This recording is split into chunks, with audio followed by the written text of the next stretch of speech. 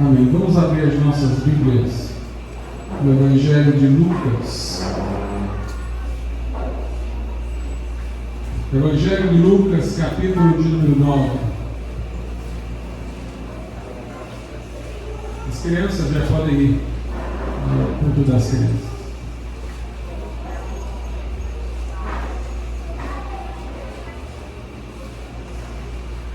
Lucas capítulo 9, a partir do versículo de número 28. Diz assim a palavra de Deus: E aconteceu que, quase 8 dias depois destas palavras, tomou consigo a Pedro, a João e a Tiago, e subiu ao monte a orar. E estando ele orando, transfigurou-se a aparência do seu rosto, e a sua roupa ficou branca e muito resplandecente. E eis que estavam falando com ele 2 homens, que eram Moisés e Elias, os quais apareceram com glória, e falavam da sua morte, a qual havia de cumprir-se em Jerusalém. E Pedro e os que estavam com ele estavam carregados de sono. E quando despertaram, viram a sua glória e aqueles 2 homens que estavam com ele. E aconteceu que, quando aqueles se apartaram dele, disse Pedro a Jesus: Mestre, bom é que nós estejamos aqui, e façamos 3 tendas, uma para ti, uma para Moisés, e uma para Elias, não sabendo o que dizia. E dizendo ele isto, veio uma nuvem que os cobriu com a sua sombra, e entrando eles na nuvem temeram. E saiu da nuvem uma voz que dizia: Este é meu amado filho, a ele ouvi. E tendo soado aquela voz, Jesus foi achado só. E eles calaram-se, e por aqueles dias não contaram a ninguém nada do que tinham visto. E aconteceu no dia seguinte, que descendo eles do monte, lhe saiu ao encontro uma grande multidão. E eis que um homem da multidão clamou, dizendo: Mestre, peço-te que olhes para meu filho, porque é o único que eu tenho. Eis que o espírito toma e de repente clama, e o despedaça até espumar, e só o larga depois de o ter quebrantado. E roguei a teus discípulos que o expulsassem, e não puderam. E Jesus respondendo disse: Ó geração incrédula e perversa, até quando estarei ainda convosco e vos sofrerei? Trazei-me aqui o teu filho. Traze-me aqui o teu filho. E quando ainda vinha chegando, o demônio derrubou e o convulsionou. Porém Jesus repreendeu o espírito imundo e curou o menino e o entregou a seu pai. Podeis assentar. Jesus, irmãos, estava com os seus discípulos, os seus apóstolos, em número de 12. E eles subiram ao monte para dedicar-se à oração. E ele levou consigo 3 dos discípulos para estarem com ele em oração: Pedro, Tiago e João. Os demais discípulos ficaram embaixo, não subiram o monte. E lá no monte houve uma experiência poderosa, um evento luminar. A glória de Deus resplandeceu em Jesus. Suas vestes se tornaram brancas, o seu rosto começou a brilhar, e os discípulos, vendo tudo aquilo, e 2 personagens do Antigo Testamento, que por razões diferentes estão em um corpo lá no céu, apareceram a Jesus no monte: Moisés e Elias, para falar acerca da morte de Cristo, que haveria de cumprir-se em Jerusalém. E eles também, por virem da presença de Deus, estampavam a glória divina em suas pessoas. Os discípulos estavam cambaleantes de sono, mas tiveram um momento de alerta diante daquela cena celestial. E Pedro, naquele momento, disse: bom é estar aqui. É um lugar bom de se estar, é uma condição boa de se permanecer. Então fez uma sugestão: vamos fazer 3 tendas, Senhor, uma para ti, uma para Moisés, para Elias, e vamos ficar por aqui. Mas logo veio uma nuvem gloriosa, e com ela Moisés e Elias se foram, e eles já não viram mais a ninguém, senão a Jesus, que já não estava mais naquela aparência celestial. E a voz do Pai que dizia que eles deveriam ouvir a Cristo. E a Bíblia diz que no dia seguinte eles desceram o monte e descobriram que enquanto eles estavam lá no monte, enquanto aquela experiência, aquele evento glorioso se dava, os demais discípulos estavam enfrentando uma grande dificuldade. Interessante que quando Pedro disse a Jesus que era bom permanecer ali, que fizessem tendas, ele naquele momento estava tão deslumbrado com o que lá acontecia que nem se lembrava de seus companheiros, dos demais discípulos, de eles estarem ausentes daquele momento. Mas enquanto eles estavam lá, um pai aflito havia ido estar com os discípulos em busca de libertação para o seu filho, que estava endemoniado, e que quando o demônio tomava, ele espumava, ele caía, estava numa situação catastrófica. Mas os discípulos não conseguiram expulsar aquele demônio. E por isso Jesus disse: até quando vos sofrerei? Até quando serei eu a resolver os problemas de vocês? Esse questionamento indicava que o plano de Deus era que no futuro a continuidade do que Jesus fazia fosse através de nós.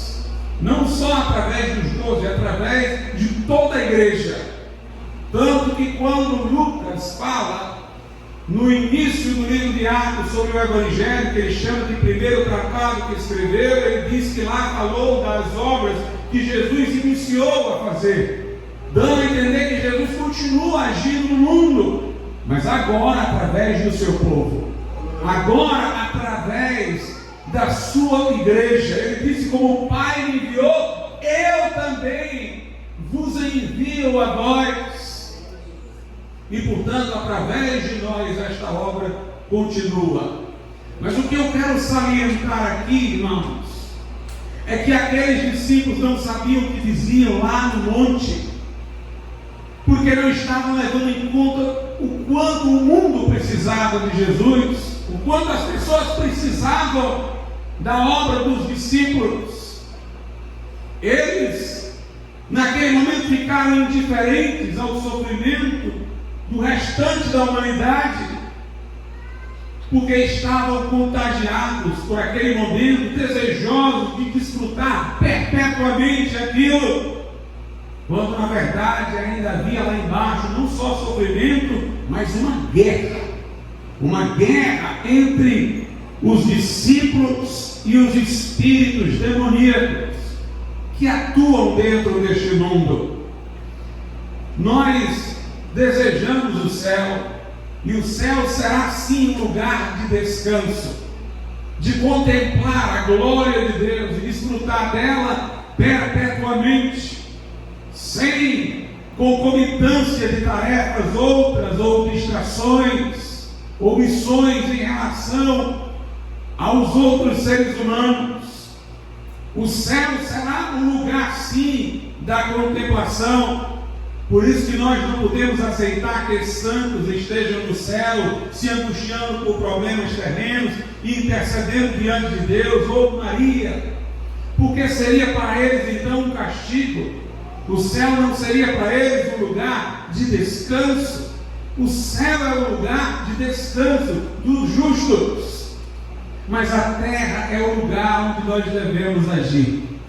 Enquanto estamos aqui, irmãos, estamos aqui para servir a Deus a favor dos outros seres humanos, para entrar em confronto com as trevas.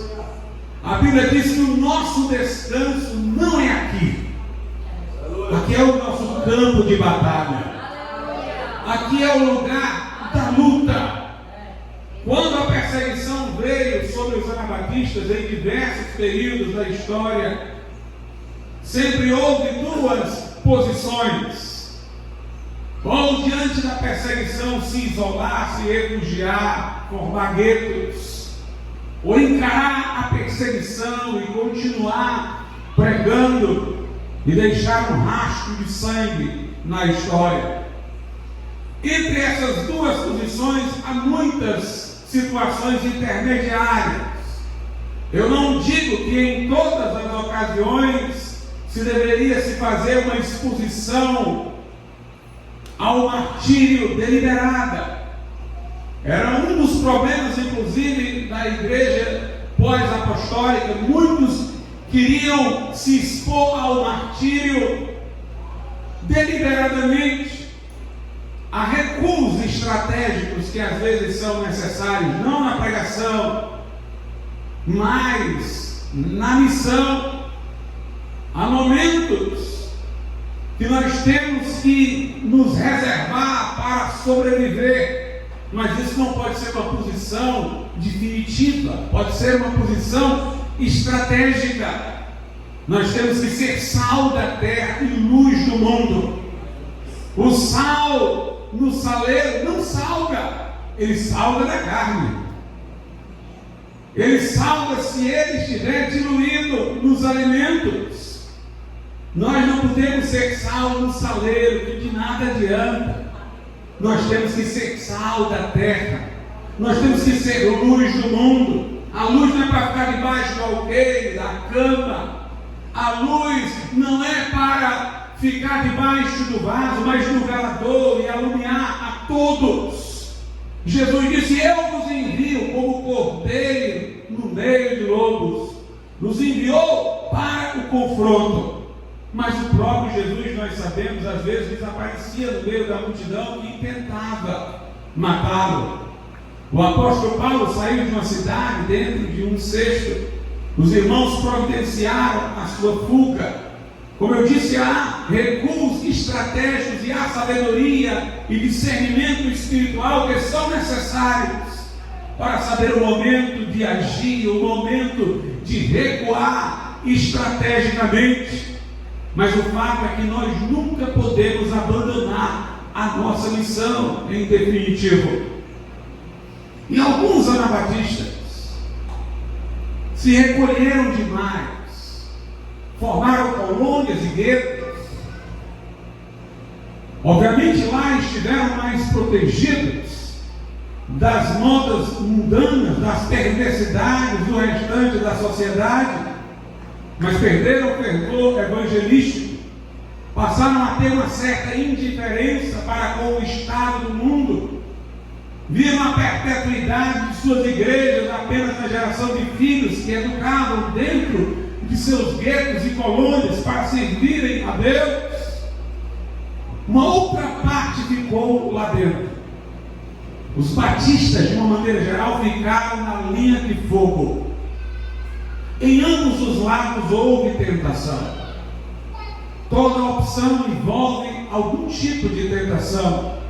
Os que se recolheram guardaram-se mais das perversões do mundo até certo aspecto, mas também confundiam muitas de suas tradições, seu estilo de vida, como ter a barba grande, que era costume na época em que eles começaram a formar essas colônias, como o trabalho agrícola. Começaram a colocar esses costumes, estilos de vida, como se fossem mandamentos de Deus, em vez de opções pessoais. E por outro lado, como eu disse, ficaram com uma certa indiferença ao restante do mundo. Os que ficaram no meio do fogo também tiveram suas tentações de se acomodar. Gerações inteiras dizimadas. Chegava um momento que alguém não aguentava mais e queria fazer concessões. E muitas igrejas batistas hoje estão irreconhecíveis, se formos considerar o tronco histórico de onde elas vieram, porque se mundanizaram, porque se adaptaram. O nosso desafio é permanecer firmes na verdade e ao mesmo tempo não nos escondermos, enfrentarmos as dificuldades, entrarmos no confronto que não é físico, carnal, mas espiritual, para ganharmos vidas para Jesus, para determos principados e potestades. A Bíblia diz que o mistério da iniquidade, que é o espírito do anticristo, já opera no mundo. Há apenas um que detém, é o corpo de Cristo, é a igreja que detém, que resiste. O mundo seria pior se a igreja não estivesse aqui, se não houvesse as nossas orações, se não houvesse o nosso testemunho, se não houvesse a nossa pregação profética. Portanto, nós devemos entender que não podemos ficar na transfiguração. Nós temos que descer do monte, nós temos que expulsar os demônios, nós temos que ouvir os gemidos dos que sofrem, e nós temos que entrar num cenário que pode nos gerar, inclusive, a perseguição. Uma das coisas, irmãos, que às vezes temos, é que crentes possam construir o seu gueto sem que seja físico, mas mental. Eles simplesmente não querem pensar nas grandes questões. Vem o mundo se arruinando, vem as forças do anticristo avançando, vem a degeneração de tudo, o tolimento da liberdade da igreja, a tentativa de impedir pais de educarem seus filhos segundo o Evangelho, e a pessoa fica estritamente no texto da Bíblia, mas ela não faz uma leitura concomitante do mundo. Ela ignora o mundo, na sua mente blinda. Obviamente essa é uma estratégia psíquica que é até conhecida, que é quando as pessoas querem evitar pensar nos males que afligem. É um tipo de covardia que tem um disparo para você encontrar refúgio. O mundo tem que ser assim mesmo, o mundo vai de mal a pior, o mundo está no maligno, os acontecimentos profetizados têm que se dar. E com discursos deste tipo, a pessoa não sofre, continua vivendo a sua vida confortavelmente, como se tudo fosse um fatalismo, uma necessidade, uma inevitabilidade, como se o que acontece no mundo não chegasse às portas dela, não estivesse entrando nos filmes que o filho dela assiste, na educação que o filho dela recebe na escola. E quando a pessoa tem essa visão, ela pode até se guardar, mas os filhos dela, indefesos, sem entrarem na luta, sem entenderem que tem um discipulado maligno acontecendo com eles, vão sendo lentamente recrutados para o outro lado. E amanhã teremos pais surpresos com os pensamentos de seus filhos, porque não ousaram lutar, guerrear, porque se mantiveram indiferentes. Quando nós pensamos nessas coisas, irmãos, isso dói no coração. Tem coisas que eu queria nem ver, tem coisas que eu gostaria de não saber, mas eu me sinto convocado por Deus a me inteirar, a saber do que está acontecendo, a saber o que eu tenho que combater e o que eu tenho que resistir. Eu tenho que dizer a uma geração: arrependei-vos. E eu tenho que saber de que essa geração precisa se arrepender, aonde ela está trôpega, por onde está entrando o Espírito que a coloca para o lado contrário de Deus, para eu saber ferir as consciências. quando João Batista pregava, ele não só dizia arrependei-vos genericamente, não. Ele dizia, não digo no coração de vocês, somos filhos de Abraão.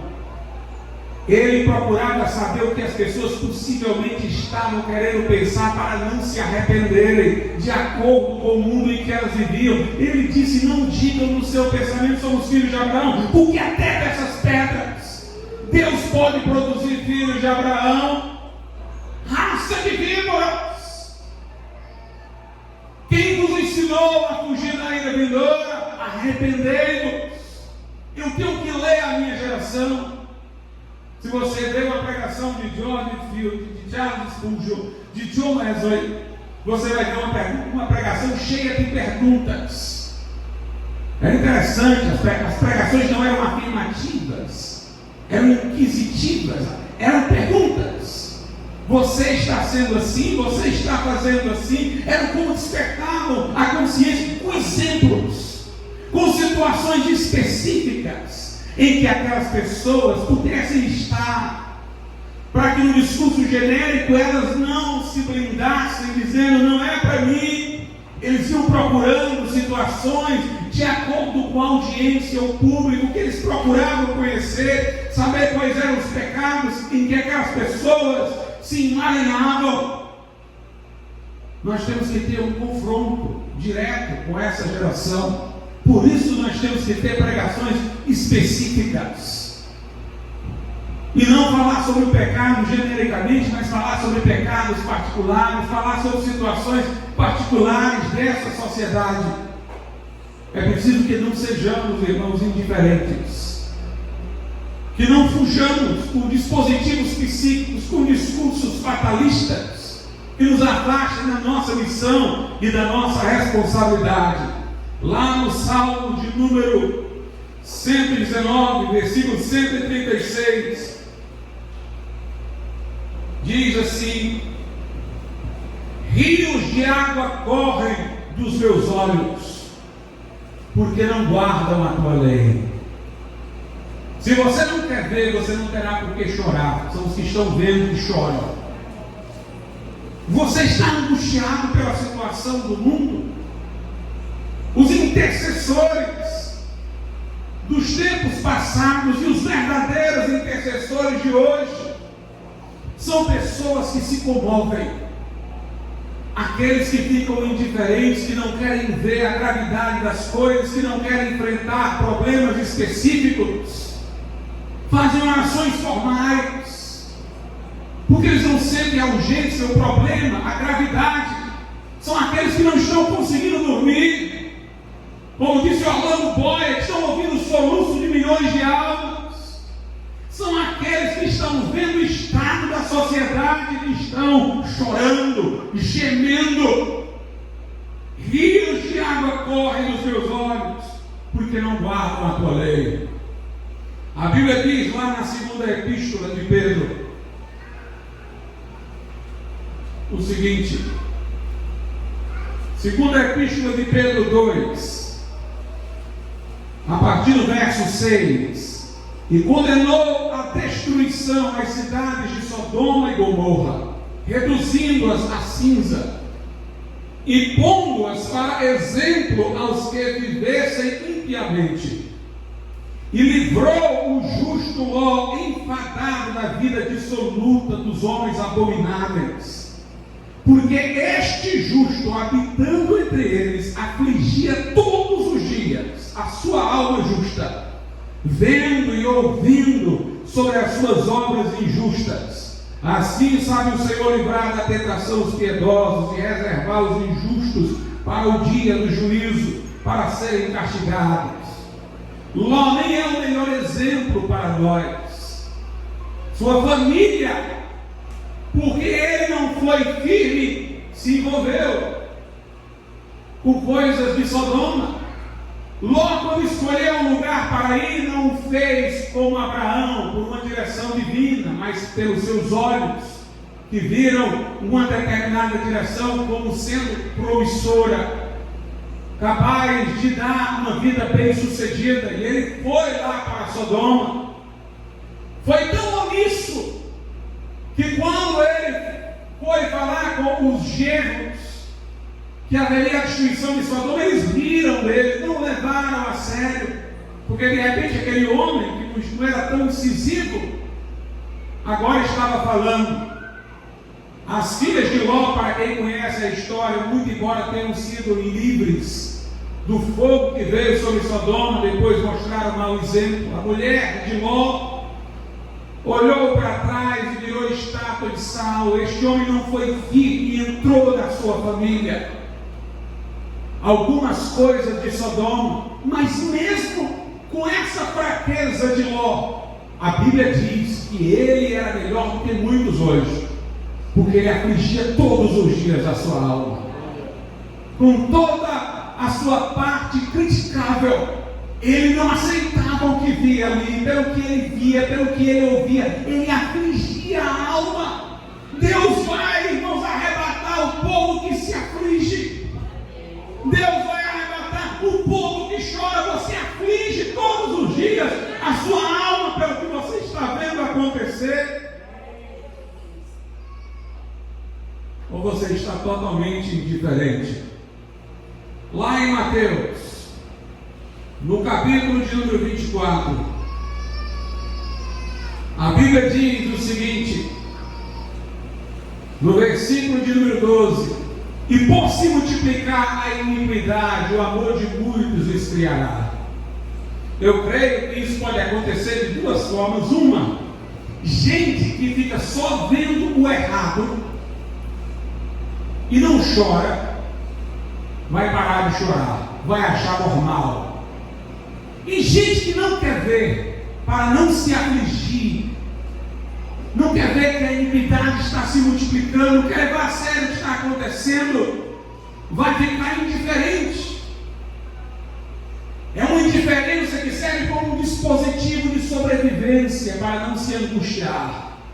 Mas é bom que você se angustie, porque se você se angustiar disso, não tem outro que possa lhe consolar que não Deus. Você vai correr para a oração.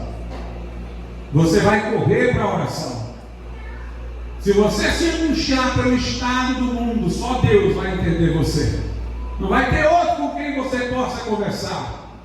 E aí nós vamos ter crentes que oram, que vencem em oração, que fazem a diferença em oração.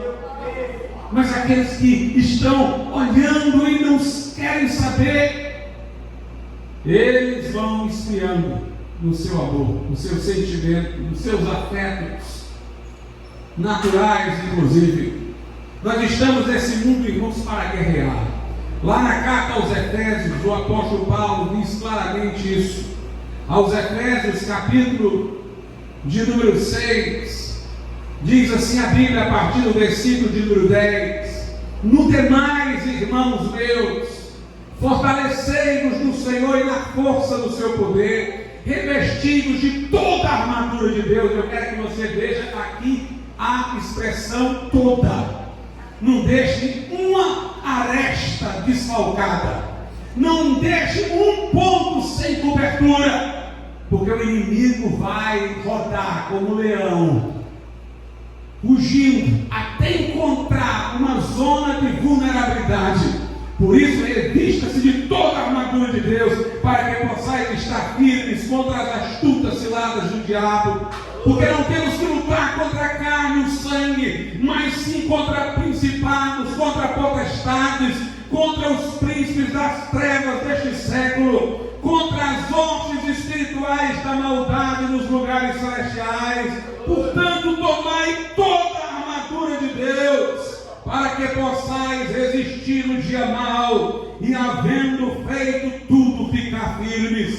Estai, pois, firmes, tendo cingido os vossos lombos com a verdade, e vestida a couraça da justiça, e calçado os pés na preparação do evangelho da paz, tomando sobretudo o escudo da fé, com o qual podereis apagar todos os dardos inflamados do maligno. Tomai também o capacete da salvação e a espada do Espírito, que é a palavra de Deus, orando em todo tempo, com toda oração e súplica no Espírito, e vigiando nisto com toda perseverança e feita por todos os santos.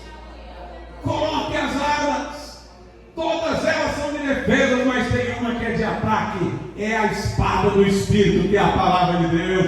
Parta para cima com esta palavra, de principados e potestades. Mas a oração é o óleo da armadura. Por isso que está no gerúndio, orando em todo tempo. É como quem diz, coloca o capacete da salvação. Como? Orando. Oração não é uma peça da armadura, é o como usar cada armadura. Tome a espada do Espírito. De que maneira? Orando. Levante o escudo da fé. De que maneira? Orando. Se para cada uma tem que orar, então tem que orar em todo o tempo. Tem que orar com intensidade, com toda oração e súplica. E vigiar pela igreja em oração. Essa luta, irmãos, é também cultural, porque os espíritos operam por meio da cultura. É também uma luta argumentativa. Não é só uma luta mística, não. É luta no campo das ideias. É luta na argumentação. Em 2 Coríntios 10, a partir do 3, diz: porque andando na carne não militamos segundo a carne, porque as armas da nossa milícia não são carnais, mas sim poderosas em Deus para a destruição das fortalezas, destruindo argumentos e toda altivez que se levanta contra o conhecimento de Deus, e levando cativo todo o entendimento à obediência de Cristo. Aqui é luta argumentativa, é destruir o argumento, é destruir a altivez, é destruir as fortalezas, é trazer todo o pensamento à obediência de Cristo. Nós temos que nos engajar, irmãos. Nós temos que entrar na peleja. Essa vida é retratada na Bíblia como luta. Paulo no final disse: eu combati o bom combate, acabei a carreira e guardei a fé. Paulo diz a Timóteo: sofre as aflições.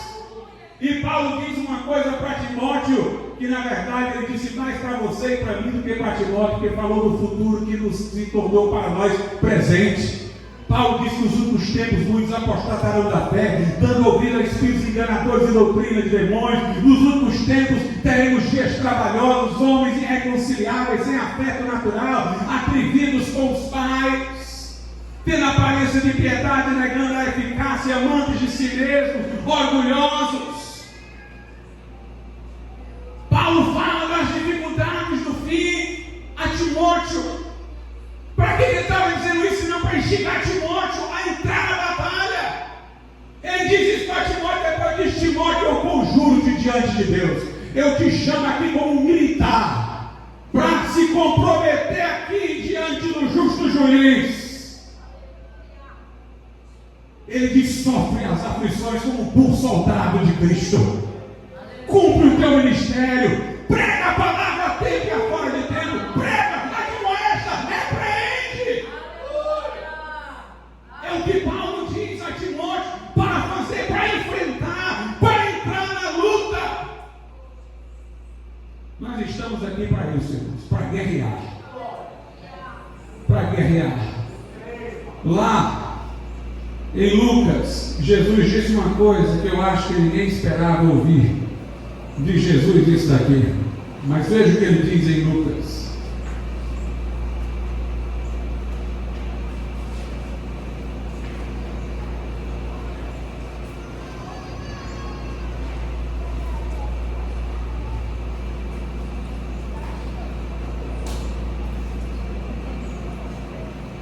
Esse encontro.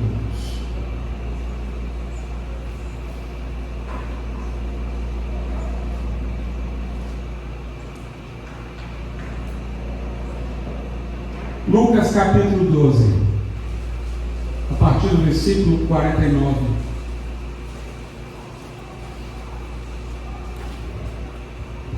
Jesus diz: vim lançar fogo na terra, e que mais quero, se já está aceso.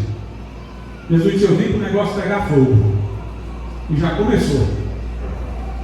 Versículo 50: importa, porém, que seja batizado com um certo batismo, é um sofrimento. E como me angustio até que venha a cumprir-se, cuidais vós que vim trazer paz à terra, não vos digo, mas antes dissensão. Porque daqui em diante estarão 5 divididos numa casa, 3 contra 2 e 2 contra 3. O pai estará dividido contra o filho contra o pai, a mãe contra a filha contra a mãe, a sogra contra a sua nora e a nora contra a sua sogra. O que Jesus queria dizer é que quando alguém se converte, irmãos, ele rompe com este mundo e este mundo persegue. Jesus diz: vocês serão odiados de todos por amor do meu nome. Jesus disse: se o mundo aborreceu a mim, aborrecerá também a vós. Jesus veio trazer paz para o nosso coração, mas ele não veio trazer paz à terra, porque ele está dizendo: quando alguém se converte, o inimigo se agita do outro lado, irmãos, e usa pessoas para perseguir. Vai ter perseguição, vai ter conflito. Jesus disse: eu vim para incendiar, porque ele veio resgatar pessoas do espírito que opera neste mundo. E quando o crente é resgatado deste mundo, parte para cima. Nós estamos lutando num campo de batalha, mas Deus nos deu capacitação para fazer a obra. Lá em Lucas, no capítulo de número 24, quando Jesus ressuscita, ele diz nos versos 46 e 47, disse-lhes: assim está escrito e assim convinha que o Cristo padecesse e ao terceiro dia ressuscitasse dentre os mortos, e em seu nome se pregasse o arrependimento e a remissão de pecados em todas as nações, começando por Jerusalém. Note, a nossa mensagem, que é para pregar todas as nações, inclui a exigência de arrependimento. Meus amados irmãos, nós vivemos numa época em que falar de certos pecados é tabu. Dizer que algo é pecado é politicamente incorreto, que leva à prisão. Nós temos um patrulhamento ideológico sobre as nossas palavras, mas nós temos que pregar para arrepender-se o homem. Nós temos que confrontar os seus pecados. Nós temos que dizer a uma sociedade que nega pecado que há pecado. Nós temos que dizer a uma sociedade que eufemiza pecados, que o pecado é grave. Para uma sociedade que ensina pessoas a se orgulharem de certos estilos de vida, que eles são abomináveis diante de Deus. Para pregar isso a todas as nações, maximamente nos dias de hoje, é preciso ter coragem. É preciso ter coragem. Por isso Jesus fez uma promessa, verso 49: e eis que sobre vós envio a promessa de meu Pai. Ficai, porém, na cidade de Jerusalém, até que do alto sejais revestidos de poder. O batismo no Espírito Santo é capacitação e poder para o crente se tornar equipado para pregar o Evangelho. Não tem uma descrição melhor do batismo no Espírito Santo no que tange a isso do que a expressão batismo no Espírito Santo e em fogo. No original não é no Espírito Santo e no fogo, não é no Espírito Santo e em fogo. No Espírito Santo e o Espírito Santo em forma de fogo. Quando a gente está nervoso, irmãos, quando a gente está com medo, a gente começa a ficar com as mãos frias, né? Começa a dar um friozinho na barriga, pois o Espírito Santo traz calor, ele esquenta. Para você ter coragem, para você ter fibra, para pregar o Evangelho, ousadamente, até que do alto sejais revestidos de poder. Em Atos 8, Jesus disse: recebereis poder ao descer sobre vós o Espírito Santo, e sereis minhas testemunhas, tanto em Jerusalém como em toda a Judeia e Samaria e até os confins da terra. Este poder é para dar coragem. Igreja pentecostal que cala a boca, igreja que se diz renovada, mas que não tem coragem de pentecostal e renovada, só tem a placa, porque onde houver o poder do Espírito Santo, realmente haverá coragem. Vendo tanta gente, irmãos, falando em línguas aí que eu não sei o que é, se é imitando, se é confundido, o que for. Eu não quero saber mais quantos estão falando em língua, eu quero saber quantos têm coragem. Porque as línguas são a evidência, mas a coragem é o objetivo. Deus dá poder para formar corajosos. Atos 4:31, e todos foram cheios do Espírito Santo e pregavam com intrepidez a palavra do Senhor. Lá em Miqueias, a Bíblia diz o seguinte: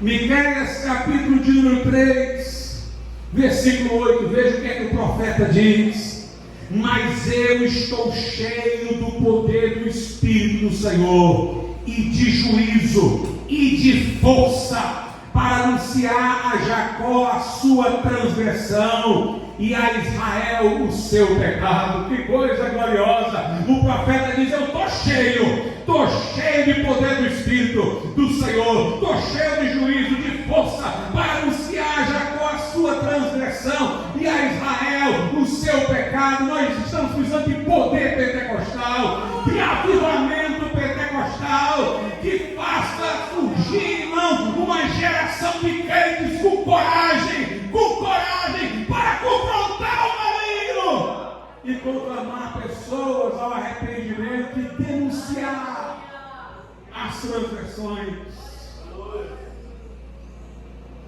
No Velho Testamento, Deus chamou o profeta como Miqueias e deu a unção do Espírito Santo. Mas um dia Moisés, lá em Números, viu uma coisa diferente. Tinha os anciãos que ele tinha separado para ajudá-lo conforme a orientação divina. E assim como Moisés tinha o Espírito Santo veio sobre aqueles anciãos que também ficaram cheios do Espírito Santo.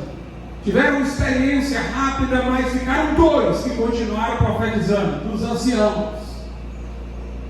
E alguém chegou para Moisés com ciúme de Moisés: Moisés, manda que eles paiam, é somente tu que pode profetizar. E Moisés ali ardeu num desejo cujo cumprimento viria no porvir.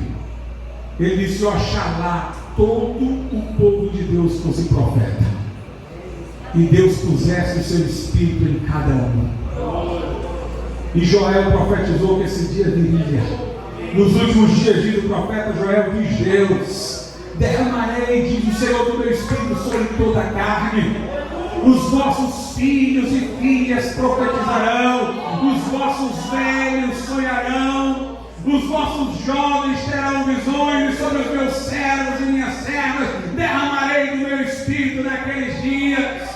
Você percebe a diferença? Antes quem recebeu o Espírito era um rei, um sacerdote, um profeta, um juiz, um líder. Agora Joel está falando de um tempo em que pessoas comuns iriam ter essa capacitação. Filhos e filhas, empregados, servos e servas, jovens, velhos, pessoas comuns. Não tem mais uma qualificação, não é o líder, não, é o povo, é o menino, é a irmã, é o irmão. Derramarei do meu Espírito sobre toda a carne.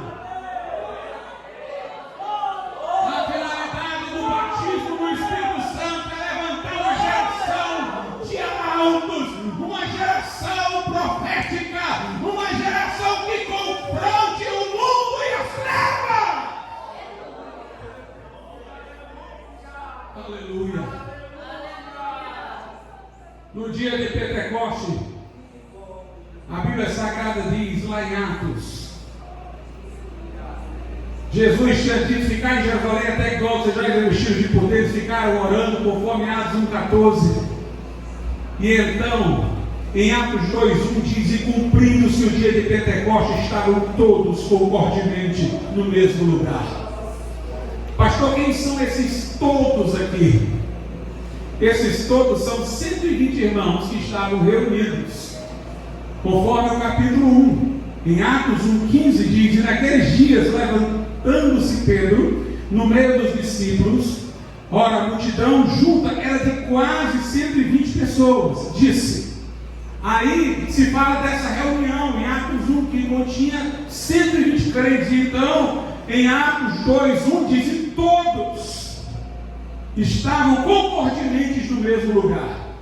Aqueles que querem restringir essa unção do Espírito Santo aos apóstolos, que querem viver ainda nos dias da lei, que não entenderam que Joel falou de coisa indiscriminada, que Moisés queria para todos, que acham que foi só para os apóstolos, e não, todos aqui são os apóstolos.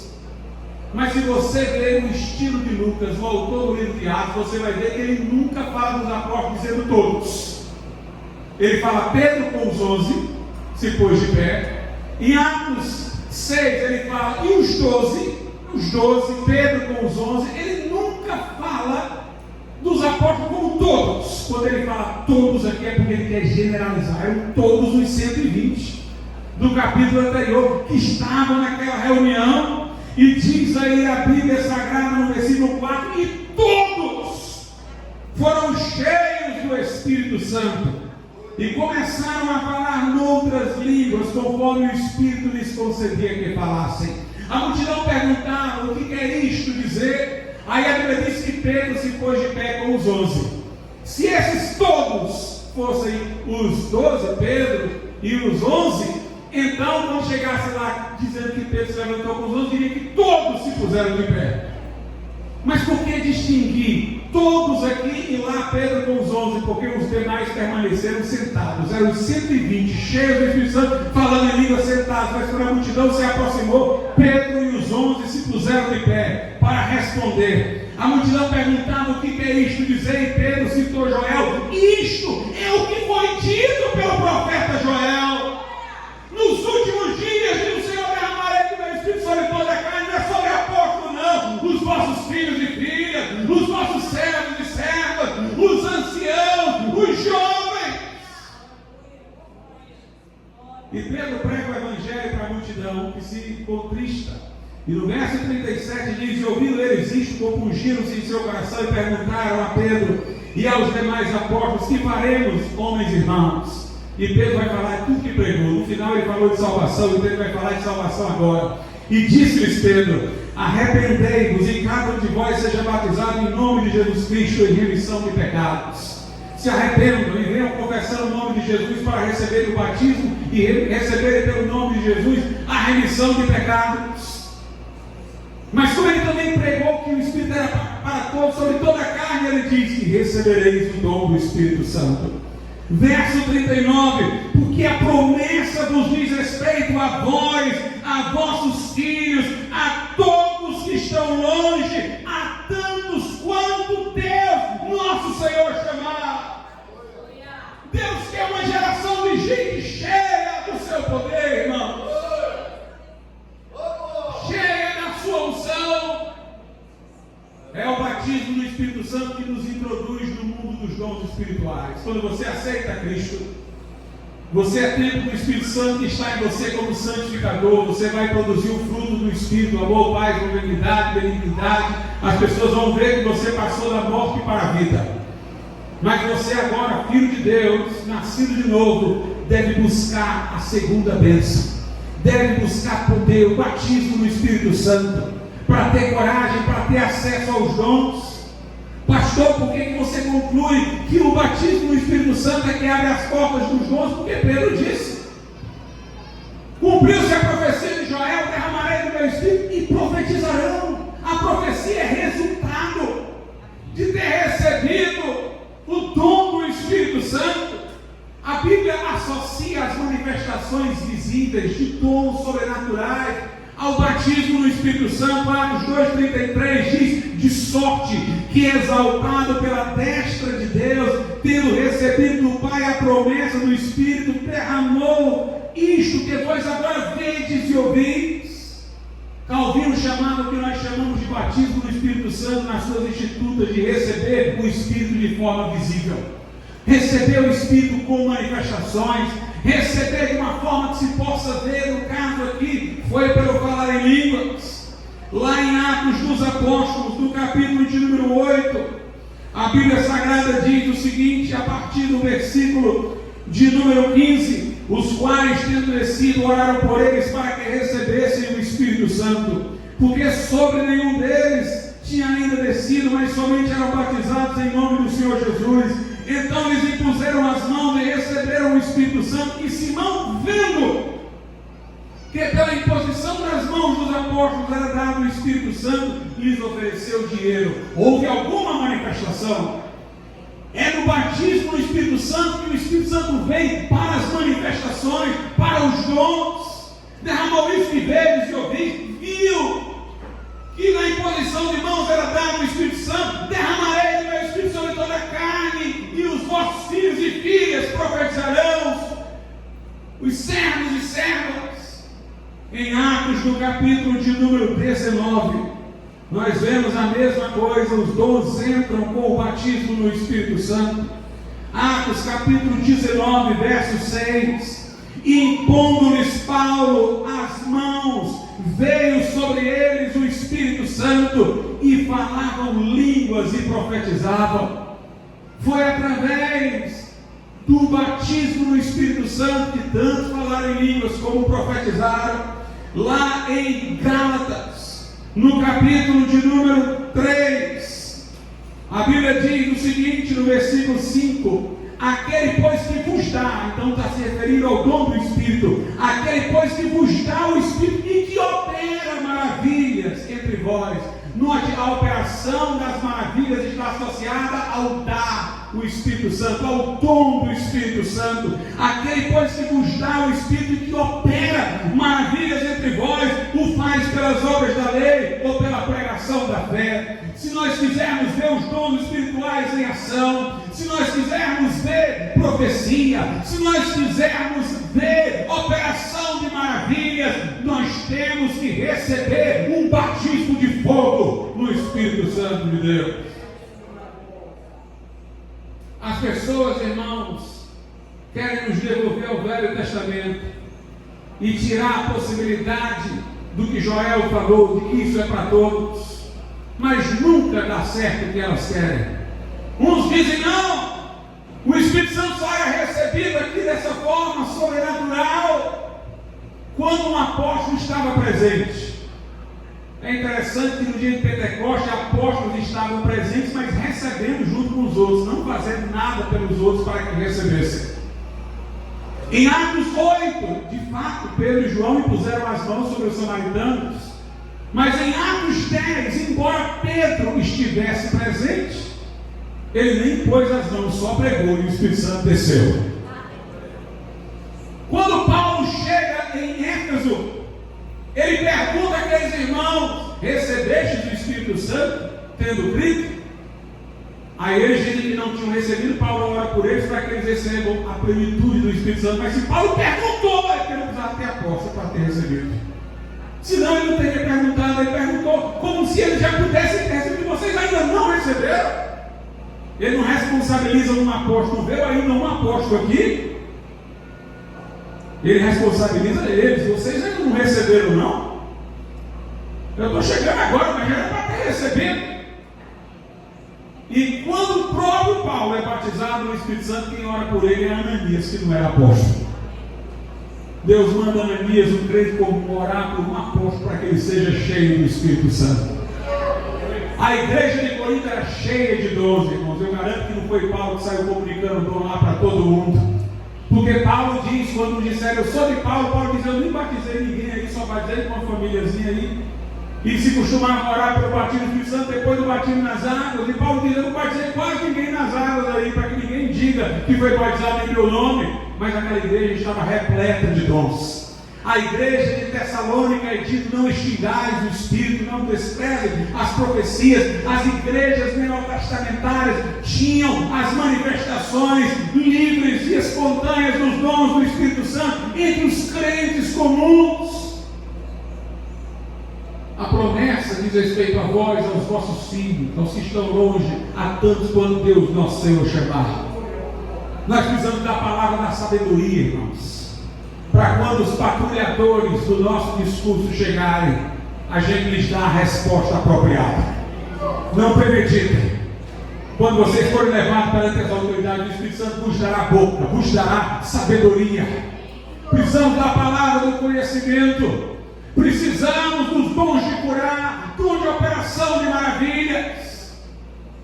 Precisamos, irmãos, da profecia para animar os crentes, inclusive. O dom de profecia ajuda crente a ir adiante. Paulo diz lá em Atos 20, em todo lugar que eu chegava, o Espírito Santo me dizia que eu ia passar tribulações. Mas obviamente o Espírito Santo falava através de profecia com Paulo, dizendo que ele ia passar tribulações, usando algum irmão, mas dizendo que a tribulação vinha, mas que ele ficasse firme, que ele ficasse seguro, que Deus estava no controle, que Deus estava no controle. Isso que o fortalecia, irmãos. Isso que o fortalecia. Quando Timóteo foi ordenado pastor, a Bíblia diz que houve profecia no dia, conforme a carta de Paulo a Timóteo. Naquele dia ali, Timóteo recebeu palavras de ânimo, palavras de encorajamento. Aleluia! Quando a igreja for perseguida, ela vai saber a necessidade desses dons. É na hora, irmãos, que a igreja está fazendo o que deve, enfrentando o mundo, que ela vai descobrir como é bom ser consolado por Deus. Um crente sendo usado para confortar o outro, para encorajar o outro. Vá adiante, seja firme. Deus está conosco para vencermos esta luta. Nós precisamos do poder do Espírito Santo. O fogo tem que voltar a arder. Se só tem cinza aí nesse altar, remova as cinzas, bota mais lenha. Corra para a oração, porque é hora de ter fogo, meu irmão. De ter fogo, é hora de ter unção no céu, é hora de ter poder do alto, porque o mundo nunca foi tão mundo como agora, mas chegou a hora de a igreja ser igreja como nunca jamais foi antes.